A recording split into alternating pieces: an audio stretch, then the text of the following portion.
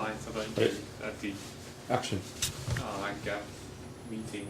So this is about LibGAP, which is a rewriting of GAP as a C shared library. Now, my motivation is I'm most interested in physicists are interested in symmetries. I'm interested in symmetries, and I'm also interested in a large set of things that have symmetries, namely those 500 million reflexive polytopes, which are related to Calabi-Yau manifolds and string modifications. And 500 million is just a pretty large number. If you just start a program 500 million times that does nothing, it takes forever because it just takes a couple of milliseconds to start a program. So for any kind of large data set, you need to have some shared library, and that's really one of the keys to make extensible modules that you can then combine and in a high performance way. So now those reflective polytopes. So of course we all know that shared libraries are a great way to interface code as opposed to going through something expect interface. This slide I stole from the IPython developer. We've seen that one before. Can you click the allow button?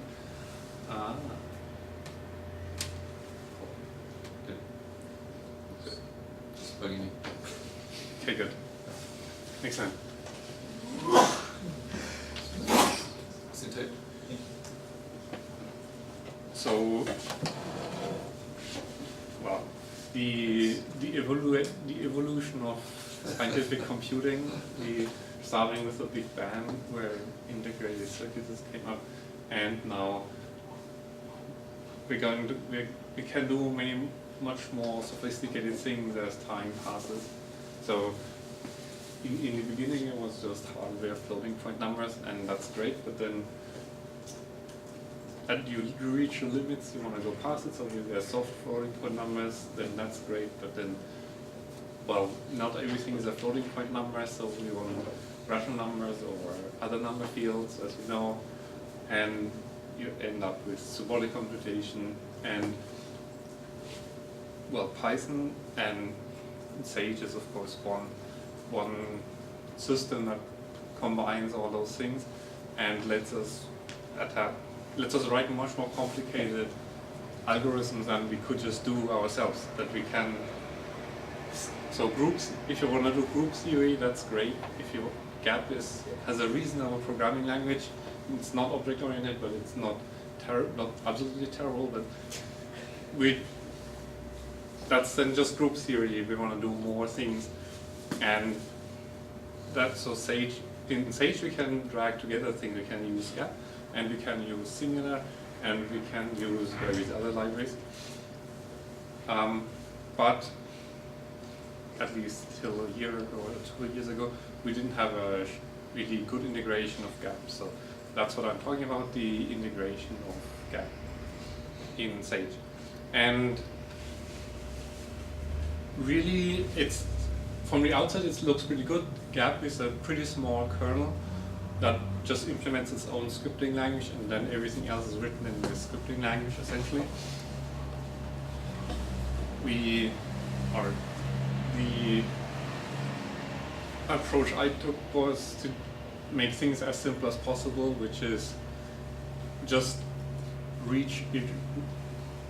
try to just stick your hand into the GAP C functions and then play with it. So in the same way that the command line in GAP would work with that.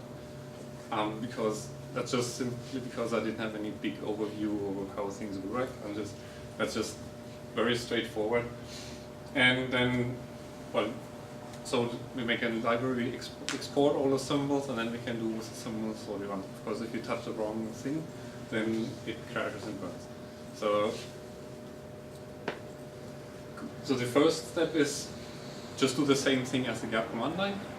Give it a string, it gives you back a string without having to go to the index, without having to do the pexpect interface. The second level is then don't do the string stuff at all.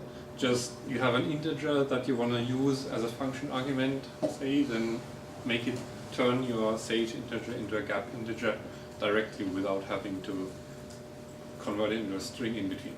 And I'll start with this kind of first way, which is simpler, and then just allude a little bit to how you do the second thing. All right, then we want to make it a shared library, so the only way to make that halfway sane is libtools, which GAP doesn't use at this point. They use some hacked up auto tools, but very old versions, and there's no shared library in GAP, so there's no need for the auto tools that they use, I think, predates shared libraries or predates libtool. So anyway, I got rid of everything of the build system, just take the sources from LibGAP and put a new config around that. Good. Then, how does GAP work? Just what are the most basic functions that you can call in amongst all the symbols in GAP? So there's one, you have to initialize GAP, so you need that's essentially what you give it as command line parameters. That's some initialization data. So that's one of the functions that you have to call, and I have a function that just passes arguments, and then the fundamental functions for string input is there's the get give me a character from the input, and the output all runs through put car2. So in the easiest case, you just hook into those two, and then you kind of stick in every character as if it comes from a command line, and you can read out every character as it would be printed to the screen. And then I've wrapped those into a function, so you get to give it the buffer, and then whenever GAP wants a character, it reads from your buffer, and whenever GAP writes something out, it writes into a buffer, and you at the end can collect those out. And that's the simplest way to deal with the thing. Now, there are lots of symbols in GAP, so I didn't want to risk any symbol collisions, so I decided to prefix all symbols with libgap _ and capital GAP. That's just the naming convention. So everything in the GAP kernel is being rewritten to have every global symbol, every global variable, every global function has libgap _ prefixed in front of it. Of course, if you had C++, then we would just stick it in the namespace. We don't have, this is all pre-ANSI C, so this is the easiest way to do it.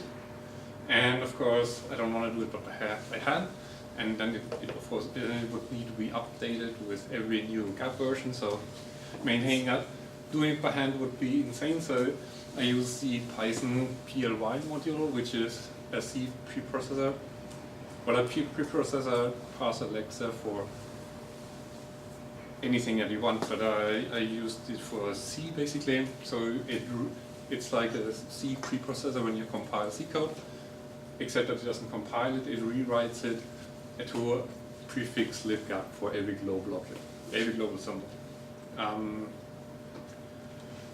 And on top of that, there are a handful of functions that I've written myself, where you give it a buffer to a string to read input characters from, and so on, and they are prefixed with libgap with lowercase. So that's the basic naming convention.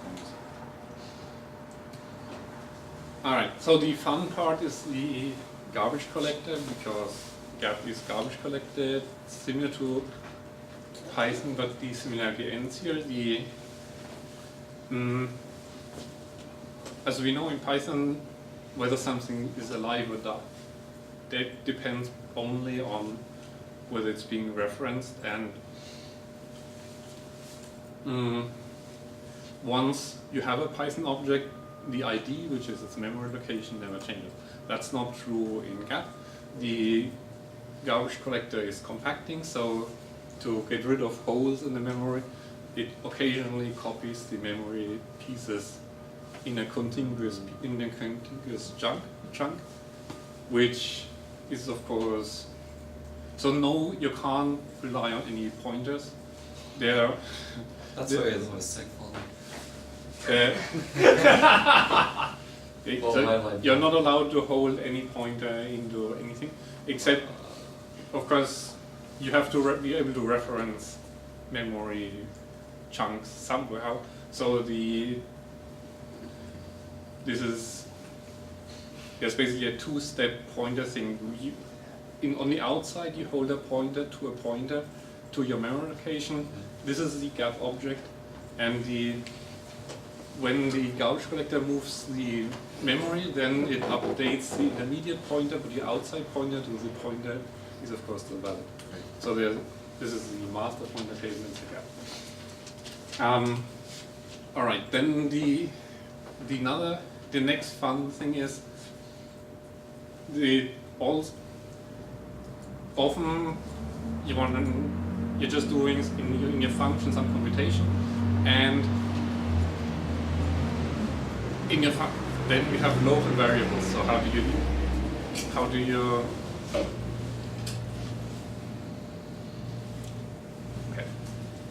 do you know that something is alive?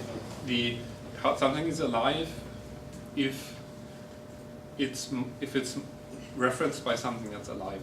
But well, then if you follow up the chain, or is something alive at the very beginning?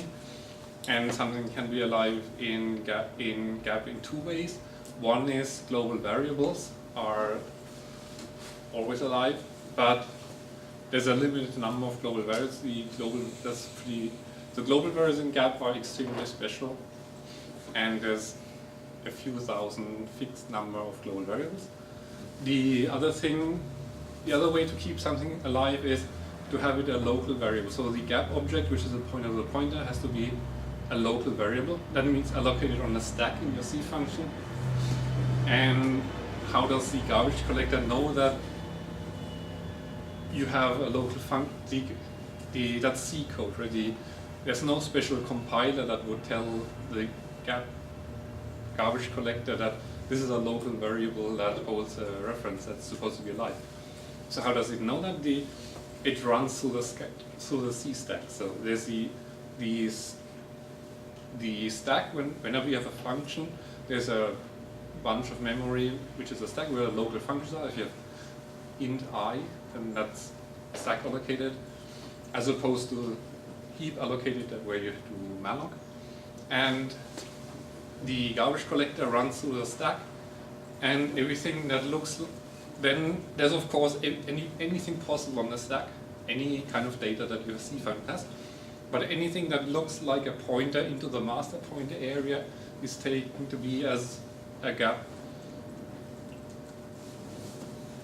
memory, as a pointer that is to an object that's supposed to be alive during the evaluation. So this is extremely tricky because there are false positives. First of all, any piece in a stack can look like a pointer into the master pointer area. Some string maybe, who knows? But we still want but that's fine. It's just stack allocated. There might be false positives. Eventually, function will be over. This piece of the stack will be deallocated, and the false positive goes away. So that's not the big problem. The other problem is you need to know where the stack is, and where the stack is depends on your architecture. Itanium has 2 stacks and other fun bits. So there's a bit of special casing for special operating systems, and for Sage that means we need to tell, whenever you call into GAP, you need to tell it where the stack is. So this is that's done by convenience functions or macros libgap enter and libgap exit. Libgap enter just figures out it's a macro. You call it somewhere in your function, so then you can get the stack of the stack beginning of that function, and it gives, and puts that into the gas and garbage collector, says, here's my marked stack. The exit doesn't do anything except that it checks that you actually called enter before. So there's a kind of consistency check between against programming errors. And then altogether, this using libgap from C looks like that. Here we want to evaluate some string. So first, there's this libgap start interaction, which just hands it a buffer to read in the future from. So whenever the gap kernel wants to read a character, it'll read from that buffer. Then there's a exec status that's a gap type. So it's prefixed with libgap underscore. This is the status. Then we run this ender, so mark the stack. The stack of this function will be the beginning or the top of the stack, depending on which direction the stack grows. And then the basic thing to evaluate something is you start this read eval command. So that's prefixed with libgap because it's a libgap symbol, and it runs on bottom lvars, which is a gap global variable, also gets prefixed. And then, of course, you should check your status. I'm skipping this starting thing, and then the v object handler takes the result and prints it out in the gap kernel. And printing it out means it prints out in our hijack buffer. Then I do the exit to finish the end exit block. And then I get this buffer from my communis function. So then I've got the buffer that gap has printed. And libgap finish in action then just clears all remaining memory buffers. All right, so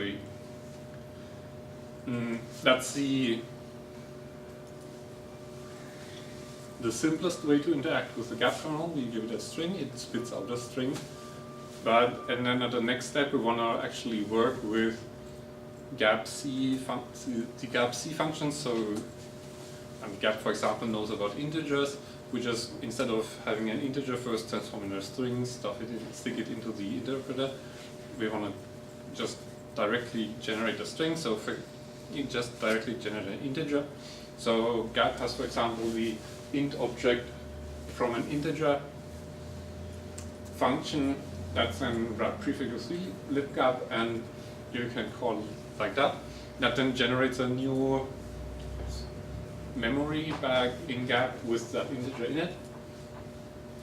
And well, okay. Sorry, I thought the slide should be. So this is just this C function in Cython. Just exactly the same thing. No semicolons, but basically the same thing.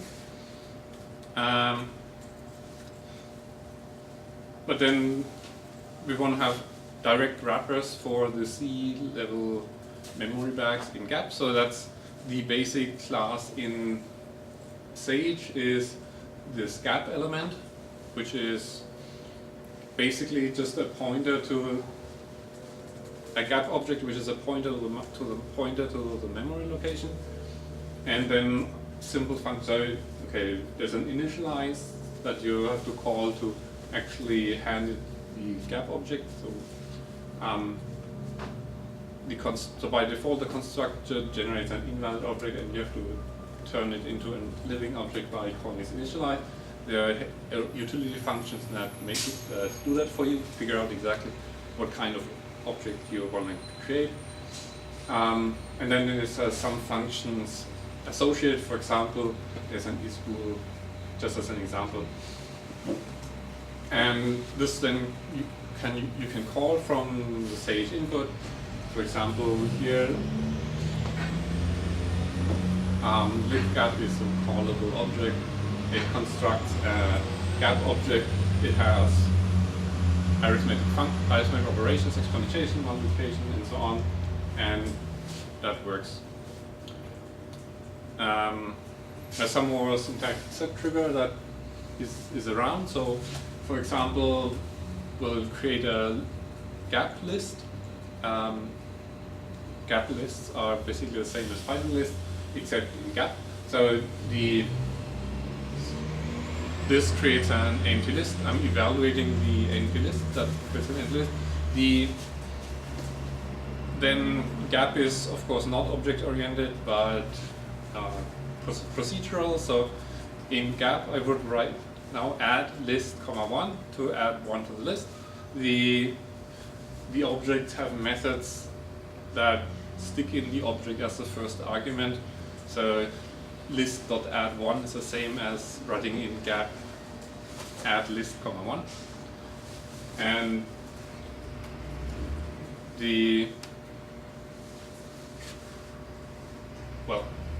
then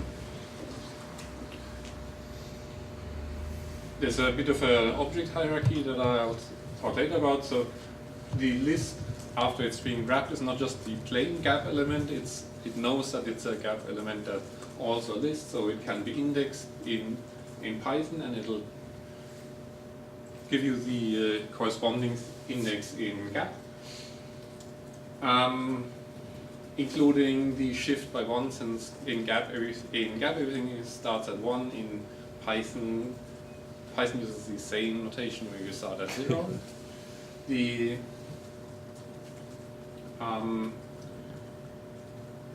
Yes. Okay, then more complicated types. So a record in GAP is what's called a dictionary in Python.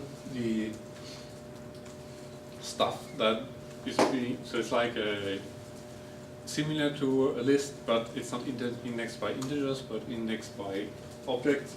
So we can take a Python dictionary, convert it into a GAP record, and then use the GAP record as we would use a Python dictionary.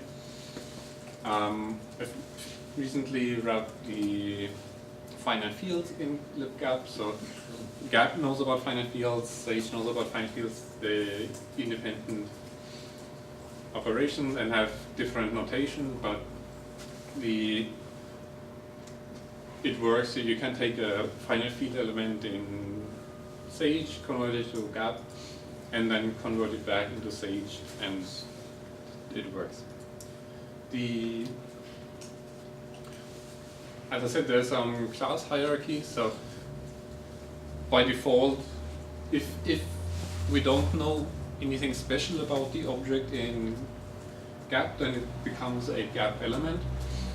But then if the special types of GAP objects are wrapped up not into the base class GAP element, but into subclasses thereof. So for example, the GAP element integer is whenever you have a GAP object that is an integer, and then has extra functions that make sense for integers. Because so basically that's what's supported right now. What has some special support? That's integers, rationals, integer monitoring, finite fields, cyclotomics. Then a string Boolean function. This method proxy where you call a function like a method, and then record, which is iterator lists and the permutations. And anything that's not in this list will just be available as a generic GAP element without any specific Sage functionality attached to it. Inspired by the Pinac, I have this function factory where you generate Python functions from GAP functions that you then call on Python objects that will be automatically converted into GAP. So here I define sig as this function, then you call it with an argument, a Sage integer. It will be converted to a GAP integer and evaluated in the GAP kernel, and then it spits out a GAP element. The groups, so here it's a group. The groups are not wrapped specifically, where instead we're writing Sage groups that have their backend in GAP groups, but they're not just plain wrapped GAP elements. So not every Sage group is backed by a GAP group. So yes, most are.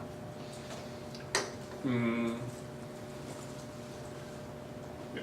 And then, for example, there's again a generators of group is a GAP command. You can apply to the group and then use the generators and list output list similar to what you could use it in Python. What would still be to do right now? Signal handling is basically disabled. So if you're similar to Sage, GAP can also run subprocesses and parse the output. That might not always work reliable because the child handlers are all disabled. Because as usual, you cannot have only one signal handler. So that might either, of course, if you want to run a subprocess, you could, for the most part, you probably just can run it in Sage as a subprocess, and you don't have to go through GAP. There are some packages in GAP that run subprocesses that might be interesting, and those won't work 100% reliable if they need sick child. The GAPman garbage collector is still a bit mysterious in that it's hard to see exactly what's alive or what are the objects. It's pretty well, the whole LibGAP thing is pretty well debugged by now, in the sense that I haven't seen random seg faults in a year or so. So that seems, I think all the weird stuff with keeping objects alive are now fixed and under control, knock on wood. So there's no outstanding issue with keeping objects alive or not keeping objects alive. And we had to do some various stress tests that run through large loops and all that, and it all seems to work. GAP is very specific with global variables, so if you want to have two independent GAP sessions, then you're probably in a world of pain right now. Another question is, should we just leave it there and have, now that we have figured out what are the interesting functions in the GAP kernel to call and how to wrap that up into some Python /Titan library, maybe one should really wrap that up into a C++ library that could be upstream and would be enough use even if you're not using Python, and then we could base LibGAP really on some interface that was designed for being called instead of just sticking your hand inside the GAP kernel and playing this function. Can I ask what happened when you said that, when you asked that very question at an actual GAP conference, compared to rhetorically asking it? Did you get any feedback about whether we should upstream it or? Well, that was a bit earlier in the stage of this whole project. So at that point, I think it wasn't clear that it was definitely not in a entirely fixed state. I see. So it's different. You never asked. You hadn't asked that very question. Precisely that question. Okay. So that's why I say that's one of the. I think it would be nice to stick it into a GAP, so there might be some resistance. But then, as I say, this has nothing to do with Sage. Everybody should have a callable C or C++ library of their code, because that's just needed for some applications. Yep. And GAP has they even have some binary extensions. Right now, you have to link to the kernel and stick your hand in. So the way you can write GAP extensions is you have to link to the object files and stick your hand into the GAP kernel and run it. But there's no real API that was thought out of in any way.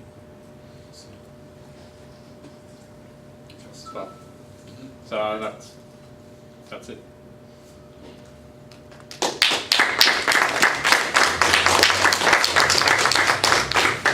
Alright, any more questions? Let's see if we're good. Okay, so I guess the plan is at 4:30, in an hour and a half. We're going to have status reports, and then right after that, which will probably be pretty short, we'll see. And then right after that, we'll have a discussion about a book series and then about about the future of SageMD. Okay? Right.